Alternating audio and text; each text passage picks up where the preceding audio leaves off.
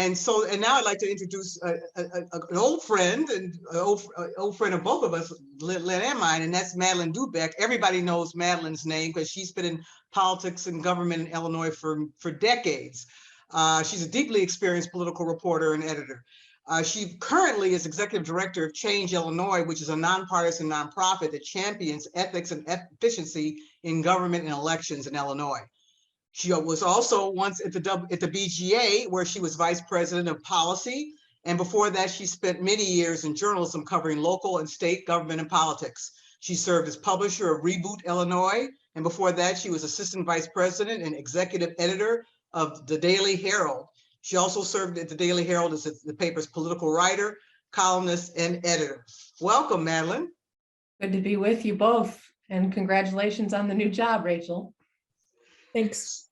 So, Madeleine, one of the reason we invited you, there's a lot of things to talk about, and we'll get to them.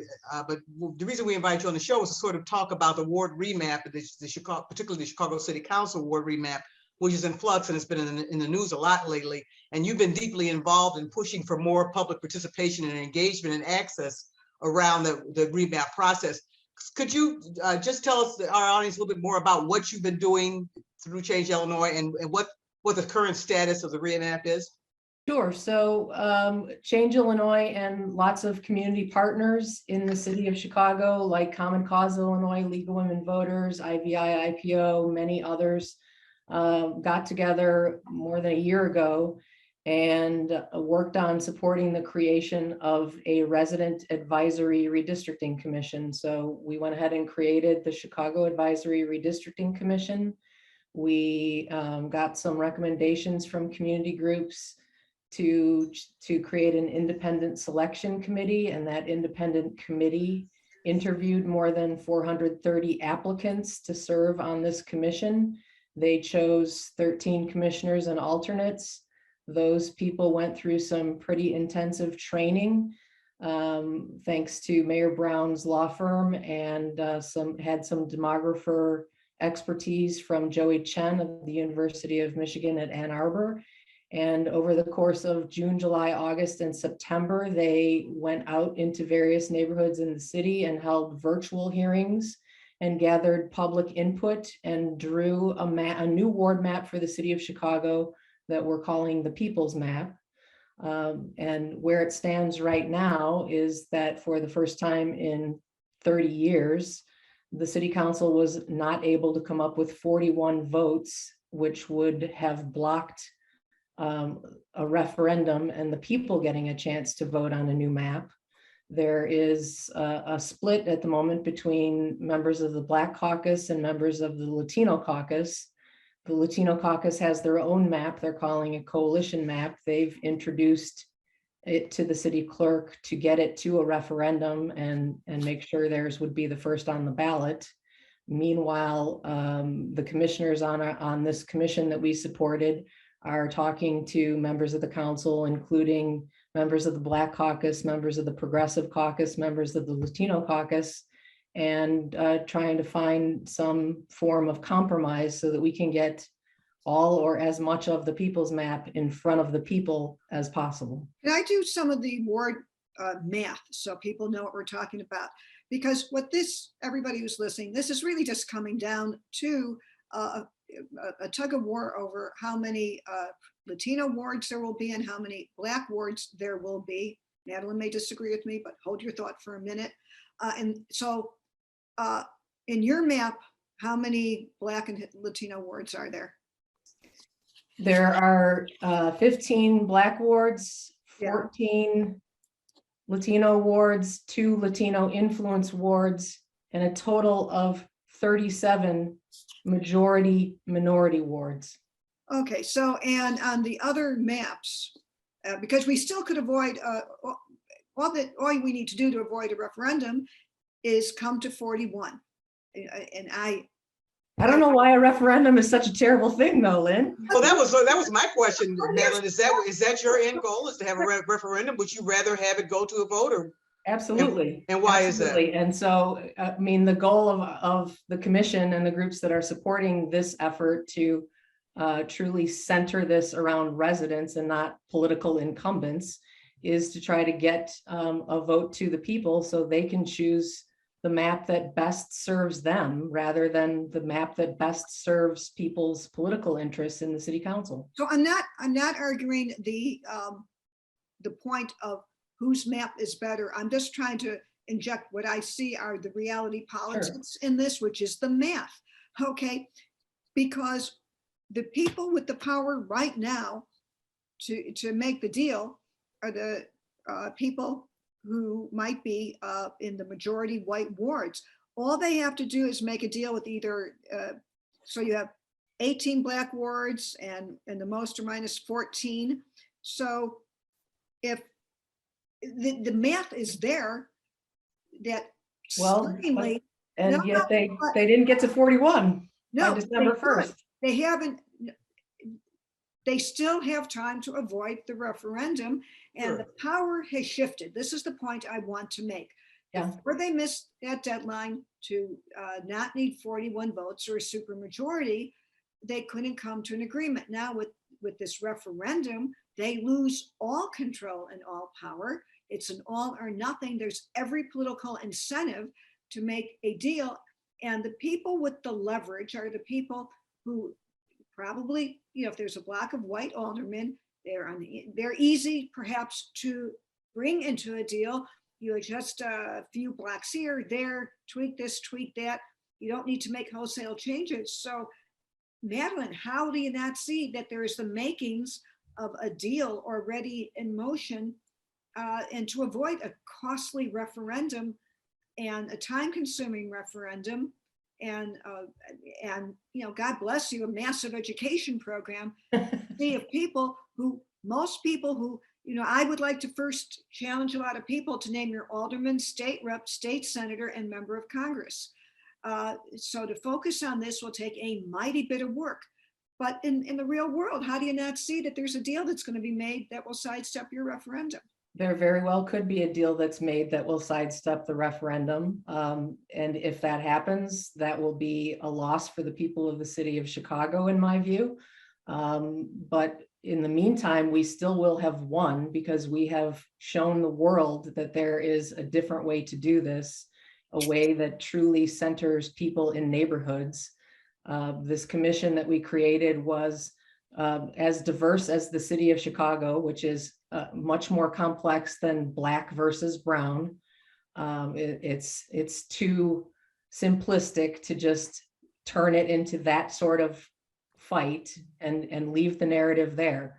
We had 41 hearings over the summer, all at night and on weekends, attended by lots of people who know their alderman's name or their alderwoman's name, and who wanted to give input into how they want to see their community shaped. They don't want to have lobster wards anymore. They don't want to have spaghetti shaped wards anymore. Right. They want to have wards that reflect the community they feel in around them. And so we showed a different way to do things. And that is a huge point on the state legislative and the congressional maps.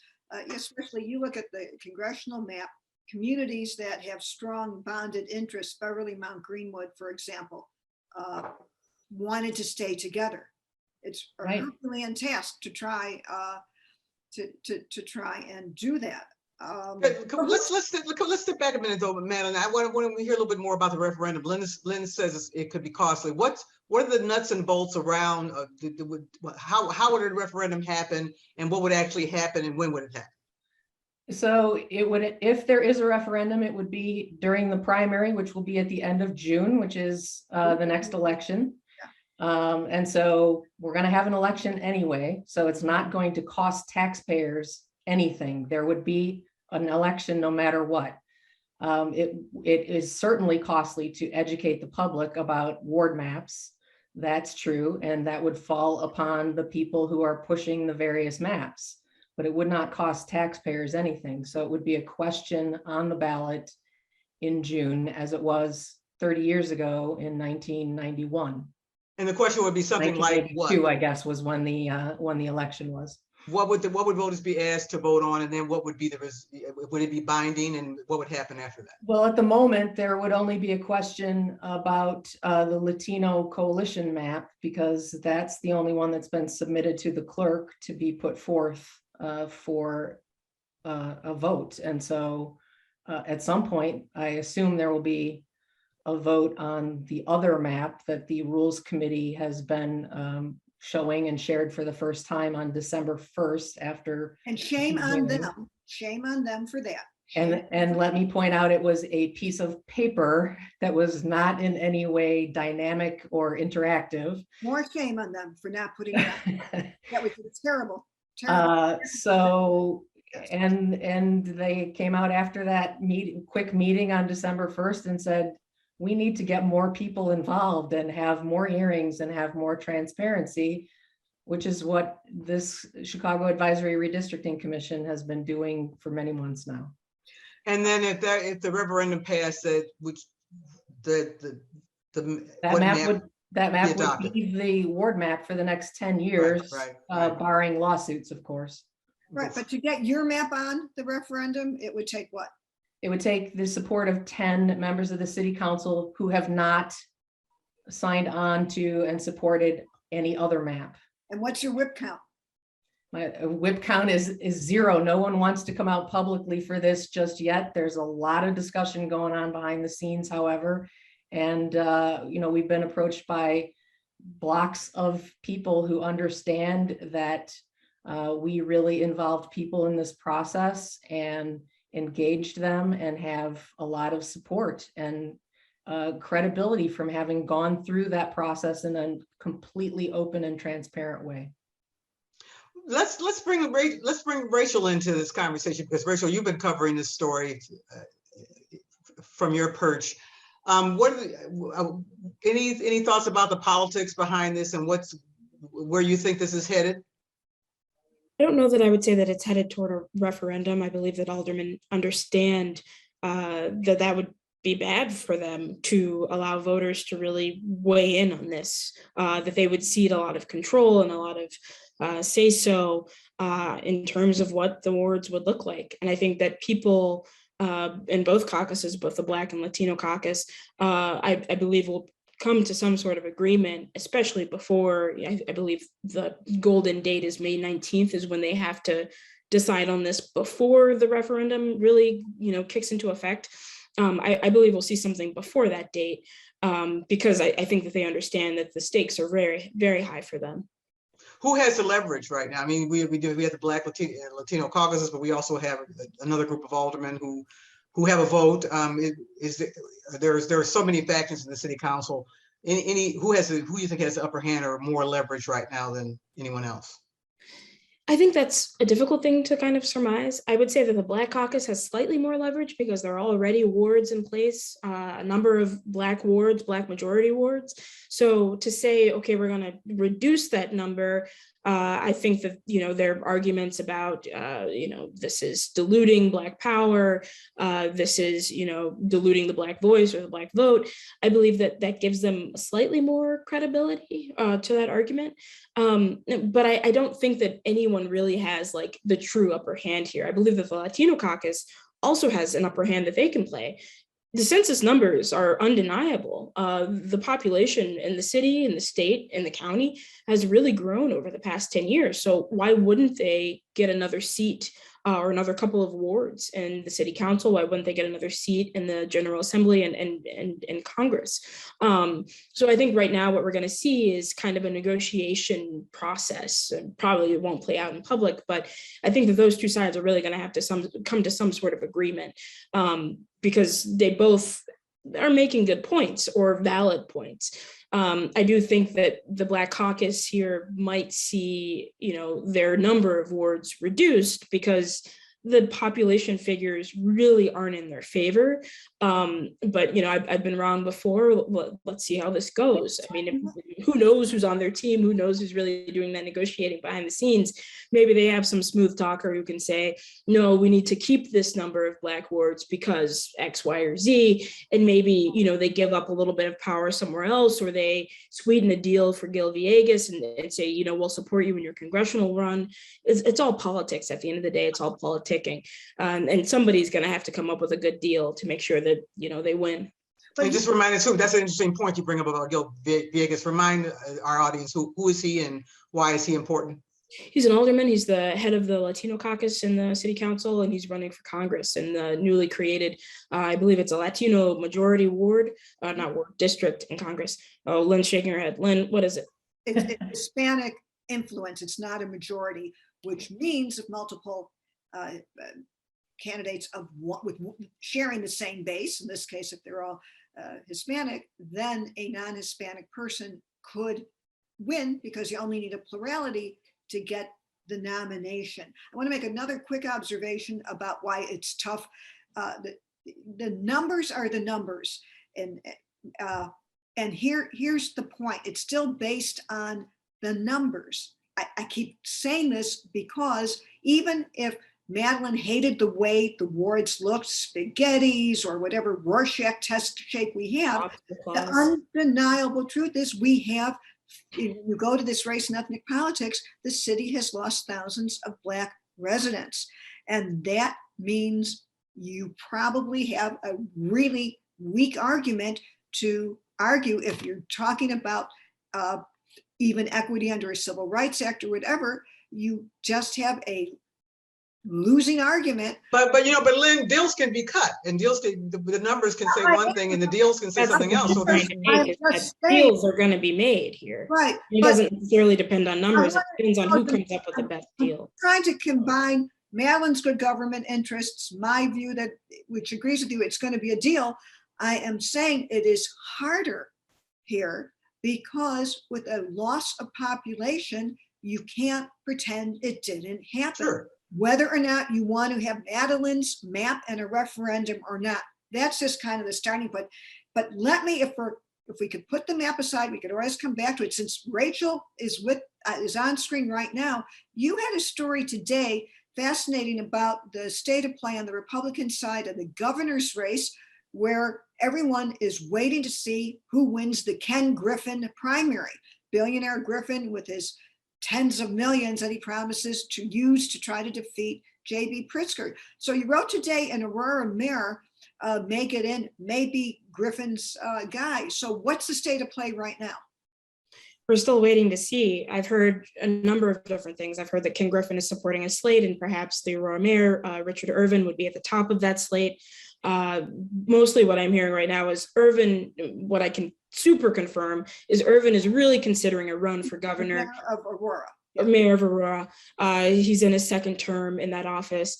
It's not entirely clear what a backing from Ken Griffin would look like, but my sources tell me that he would have the backing of Ken Griffin, which would come with millions of dollars for ad buys, for campaigns, for people to go around and knock doors and basically share this guy's campaign platform. If he just writes a check and bankrolls the guy, that's not good for him politically either. What was the reaction of the four other candidates already in the race? The two who spoke to me, one says, I welcome anybody who is trying to defeat J.B. Pritzker. That's Paul Schimpf of Waterloo, a former state senator. And then State Senator Darren Bailey of Xenia was not as open or welcoming to Richard Irvin. He said, let's look at this guy's voting record. Let's look at the, politics or the policies that he pushes. He should be running in the Democratic primary. He shouldn't be a Republican primary candidate. And why is he saying that, Rachel? There's some voting record that I pulled from 2014 to present shows Irvin only pulled one Republican ballot in 2018, which is when Governor Bruce Rauner was facing a challenge from Gene Yanes. That's a problem, especially since you mentioned Darren Bailey. He is the Trumpiest Trumper of these four who are running, and he picks a talk show host to be his running mate. What's with that? I think in some ways this is him trying to position himself as the alternative to Pritzker, or not even alternative, but like, Trumper? the Trump ticket Pritzker, if you would. Obviously Governor Pritzker has Lieutenant Governor Juliana Stratton. Maybe he's trying to go for the same kind of Black voter base who's slightly more conservative, who's tired of seeing crime. I can't mute myself. Who's tired of seeing crime in the city, who's tired of seeing, problems and people leaving the city. And I think he's really trying to go towards that base and trying to recruit as many people or appeal to as many people as possible. Whether or not this woman is going to do that, obviously remains to be seen. She has tweeted some things. Obviously, she's not a fan of President Donald Trump. She was a never Trumper, used that hashtag many a time in a tweet in 2016. But I mean, whether or not she can overcome that and convince people that, yeah, I may have been a never Trumper, but I'm still a conservative. I still believe in conservative values. It's very early. We're 6 months, 7 months away from this primary. It is very early. I think it's really interesting, Rachel, that there are so many African Americans. Well, at least two among the folks we've just been talking about. The woman you just mentioned, and then of course Richard Irvin, are both African American and prominent people, but not people you would normally expect to see being recruited actively and urgently recruited by at high levels in Republican races. What's your thought on that? I think that Republicans are tired of losing, and I think that they're willing to try something a little bit different, and they're trying to reach different bases of people and trying to fold more people into their base of voters. And so I think that this is an effort to really try to reach out and to try to show like, hey, we're not the Republican Party of the past, or we're not just a Trump party. We're not just, a Reagan party or Jim Edgar, former Illinois governor. We're trying to incorporate as many different people. We can cover a broad base. We're very diverse. Whether or not voters believe in that, whether or not they turn out and support that message, obviously remains to be seen. But I think that that's some of why we're seeing such a broad base or a broad coalition, broad spectrum of people on the Republican ticket so far. So here's something I think we're going to see from the local, state, and federal races. Rodney Davis touched on it. You just used the word crime. Republicans are going to make crime, particularly in Chicago. They're going to run against Kim Foxx. They're going to run against Lori Lightfoot. Yes. And Madeleine, what do you think of my analysis here that, we talk about sometimes about nationalizing a race. I think in the state of Illinois, we're going to stateify the race. Rodney Davis wants to talk about crime in cities. I know he did it in the context of his district, but, and I see what other candidates are talking about already. Is this going to be the unifying theme for? Absolutely. I mean, it's clear to me they've done some polling and they have their pulse on the people, and this is what people are talking about and worried about and really, concerned about. And so, absolutely, they're smart to take advantage of that and try to focus on it and make as much of it as they can. And I think it's a fair vulnerability on the part of many incumbents right now when we have record-breaking numbers of murders in the city of Chicago. And I think we saw that under Trump as well, with Kenosha. He really seemed to try to tie crime with, these liberal Democratic mayors, governors, whatever else. I think specifically mayors, as like, this is the reason why we're seeing all this looting and all this crime. We can't trust Democrats to run cities. And so I think that maybe we began to see that under him and during that time, and also all the looting and civil unrest that we saw last summer. And I think that we're probably just going to continue to see that stretch out, especially because the numbers are kind of backing up that argument.